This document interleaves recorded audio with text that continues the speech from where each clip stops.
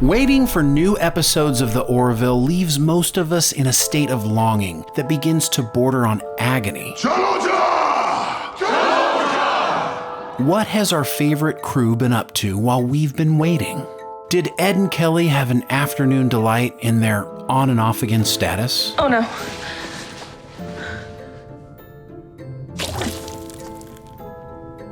Did Yaphet make another pass at Dr. Claire? Did Bortus decide to grow his mustache back, or perhaps he went full neckbeard? Bortus, I wish that you would remove that thing. Did John and Gordon open a store for jackets with an extra zipper? No. Always go with one more zipper than you're comfortable with. Oh. You know what it says? What? Boom. It's been a long time, and we have a lot of questions. While watching the final 2 episodes of Season 2 recently, it was fun watching the crew travel through time and correct the dystopian future they had found themselves in. And this ending got us thinking about Episode 5 of the first season of The Orville, during the show called Priya. You can call me Priya. Priya. Time travel stories can be so fun, but when you try to break it down logically, it just hurts your brain. Season 2 ended with everything making sense, but the Priya episode in Season 1 did not wrap things up neatly. It actually created a complicated situation that will have you scratching your head. Well, you wanted something to do. So if you love The Orville, get ready for some brain-teasing fun while we break down the Orville paradox. You won't want to miss this episode.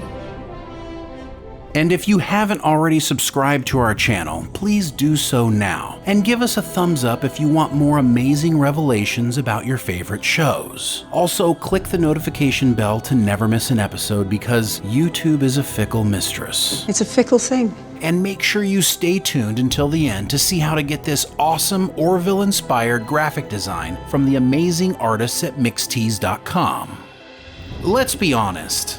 Time travel in movies and TV is usually messy. There is always some paradox that becomes obvious, and you have to suspend your disbelief and just hang on for the ride. And when it's over, instead of really trying to break it down, you just shake your head and move on with your life. But every once in a while, a time travel story gets stuck in your head, and you just can't move on. And this is what happened to us after Priya. Guest starring the amazing Charlize Theron, Ed and the crew must switch from a rescue mission to saving the very existence of the Orville in time. The episode is fantastic. When it was over, we did the typical head shaking, and we wrote most of it off as sci-fi mumbo-jumbo involving quantum mechanics and time travel, obviously out of our league. But it was one of those nagging episodes. It just kept coming back to us and coming up in conversation, but we couldn't quite put our finger on what it was. As we mentioned before, after the Season 2 finale wrapped up neatly, the light bulb went off and Priya suddenly needed to be revisited. There was something that happened in that episode that continued to impact the rest of the show. But let's get back to that in a moment. During the episode, the Orville changes course to save a miner who crash lands her ship on a comet that's heading into a blazing sun. Set course and engage quantum drive. The Orville manages to save Captain Priya, and everyone lived happily ever after, right? Well, not so much. Your voice just got really high-pitched just then. No, it didn't. Yeah, it did. You were like, yeah, No, it's all good. well, then what was the high pitch? It's fine, I got this. We find out Priya is actually a time-traveling thief who tricked the Orville into changing course so she could save the ship from being destroyed in a dark matter storm. Her plan is to kidnap the crew, steal the Orville, and sell the ship to the highest bidder 400 years in the future. Say a ship like yours was destroyed. I prevent the destruction, then I take the ship into the future and I sell it to the highest bidder. But before she can complete the deal, her plan is discovered. Her explanation to Ed, Kelly, and Alara is they would have died anyway, and if she let them go, she'd be changing the future. Ed, you were all going to die anyway. Is Priya lying here? We don't know for sure, but as we watch, she seems to have sincere feelings for Ed, and based on her body language and her words, it appears she believes what she is saying. All in all, Her plan is ultimately foiled thanks to Isaac downloading himself into the computer and Kelly beating the crap out of Priya. As I am incapable of stuttering, I must conclude that you heard me. At the very end, Captain Ed tells Priya by destroying the time wormhole, he's stopping her and others from time traveling past, present, and future. As long as the wormhole exists, the quantum potentiality is open. But if we destroy it, we choose a path. Which is true because once he destroys the wormhole, it won't be there for a future Priya to use. Which means that Priya Levesque will have no reason to come back into our past. She makes a final plea, calling Ed a That's a guy who can't get over his ex-wife. But Ed blows the wormhole into oblivion, and Priya fades away Back to the Future style. But old Biff Back to the Future style, not Marty on stage Back to the Future style.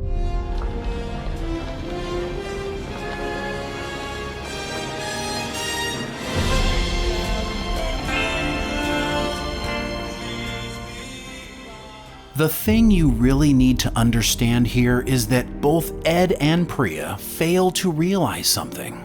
Ed feels safe that the Orville wasn't destroyed, but they've both overlooked the fact that Priya was the one who saved them in the dark matter storm, and if she doesn't come back from the future to do it again, Ed and his ship could have disappeared right there with Priya.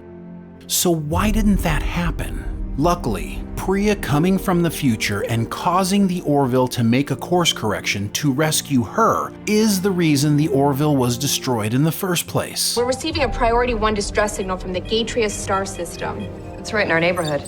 Set course and engage quantum drive. So no Priya, no destruction, and the Orville continues along its merry way. But wait, Priya came back because the Orville was destroyed. And we showed earlier why we think she's not lying about it. Besides, only crazy evil people would pull thousands of people out of history not knowing how it would affect her present timeline. And Priya isn't evil nor crazy. Wow. Yeah. In fact, Priya was almost a universal hero here, but we'll explain that in a moment. Okay, hold on to your brain here because this is about to get bumpy, but we promise it will all make sense, or at the very least you'll understand it better than you do now. It's this final explanation by Ed about what will happen after he destroys the wormhole that things get confusing. You wanna elaborate on that? Why did she fade away? Why do they remember her? If they are following the Back to the Future rules of time travel, then it's a single timeline, and if destroying the wormhole prevented her from coming back in the first place, then she couldn't save the crew, which means they would die and wouldn't be able to destroy the wormhole. So then she could come back and save them, which would allow Ed to destroy the wormhole, which would again prevent her from coming back in the first place. Then of course she couldn't save the crew, they would die, and they wouldn't be able to destroy the wormhole, and Priya couldn't come back and save them, so they could destroy the wormhole, which would prevent her from coming back in the first place. Okay, wait. You will be silent!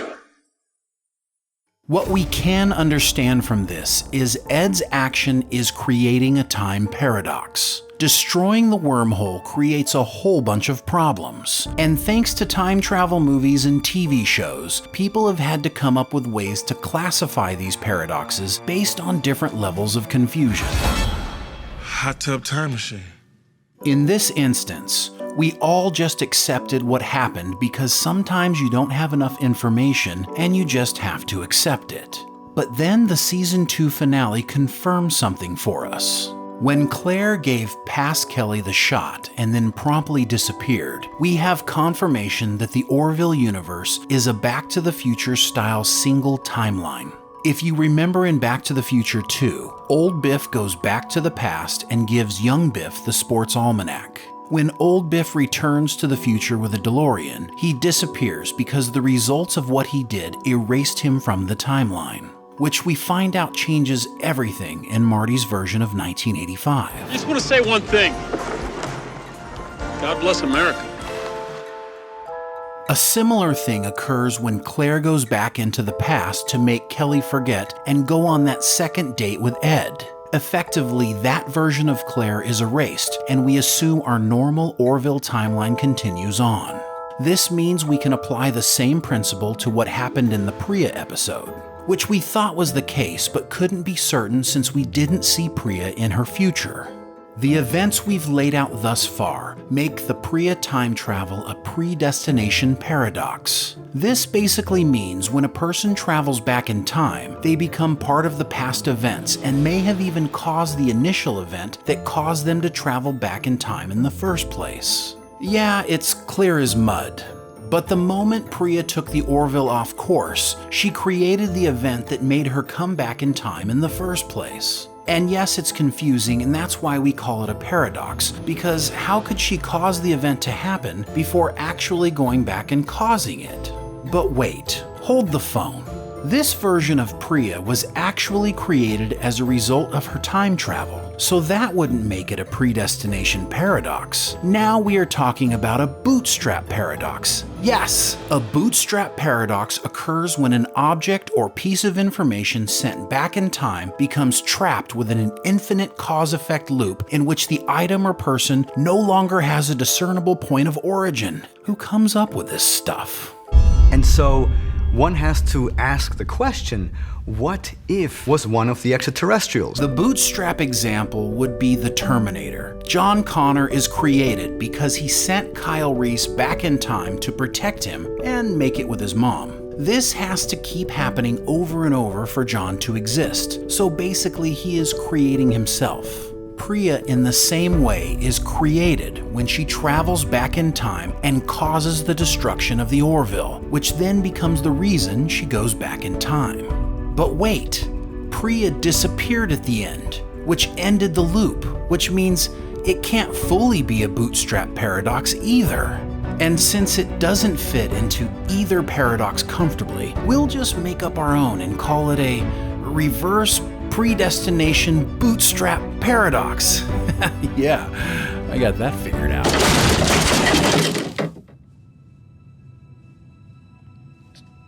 Never mind about that. Besides understanding what sort of mind-bending time paradoxes we are dealing with on the Orville, after watching a second season of the show, Priya has unveiled new things to us that really make you think. First, let's go with the obvious. Now that Priya is gone, Amelia Earhart and many other ships she stole from history will now be crashes or disasters instead of mysterious vanishings, assuming she wasn't also the cause of why those other ships were destroyed in the first place. And if that is so, that means that instead of all those people living 400 years into the future, lost to time, now they're just dead. Not a happy ending there. Maybe what Priya was doing wasn't so bad? If those ships were truly doomed, then she was actually saving people. And remember when we said there was something that happened in this episode that continued to impact the rest of the show? Priya failing her mission actually has bigger implications on the universe. It doesn't appear that Priya comes from a future where the Kaylon overtake everything, which means taking the Orville into the future could have stopped the Kaylon attack from happening and potentially saving countless lives. The Priya episode was also when the prank war between Isaac and Gordon happened. Isaac's humiliation during the Mr. Potato Head practical joke was part of the Kaylon's judgment on humanity and a catalyst for their attack. Isaac was repeatedly demeaned and degraded. In one case, his cranial shell was disfigured by prosthetic appendages. Mr. Potato Head. If Priya completes her mission, it will change what happens between the Kaylon and the Union. Isaac does not complete his mission and send the humiliating reports to his leadership. If Isaac never returns, the Kaylon don't make a judgment on humanity, and perhaps the synthetic beings never attack the Union. Or at the very least, the attack is delayed. And if that is the case, the Orville will not be there to save the day, which would be devastating to the Union. Deactivation complete. So it's possible more people lost their lives as a result of the Orville breaking the time loop. But hey, that's a small price to pay for this amazing addition to science fiction history. Now hopefully we've scratched your Orville itch. I am very pleased. I do not want this to end. And everyone has a better understanding of how time travel works in this fun new universe. This is insane. Now that the wormhole is gone, the Orville is in charge of its own destiny. I know. Let's hope future episodes of the Orville give us the same type of fantastic episodes that not only entertain our brains, but twist them up a bit as well. What do you think of the Orville paradox? Sweetness. Would you like to see more stories like this from Ed and the crew? Let's talk about it in the comments below. Also, check out this cool Orville graphic design at mixtees.com and get 20% off your purchase by using coupon code THEPOPCAST. The link is in the description below. See you there. Also, make sure you head over and subscribe to the Popcast Unleashed for discussions, updates, clips, and other special videos. Click on the link below. Until next time. Singles. Do you feel them? I do. We must have more. Don't want the show to end? Become a Popcast member by hitting the join button to get exclusive content including special member live streams, Discord privileges, behind the scenes access, and so much more. Click join and let's hang out.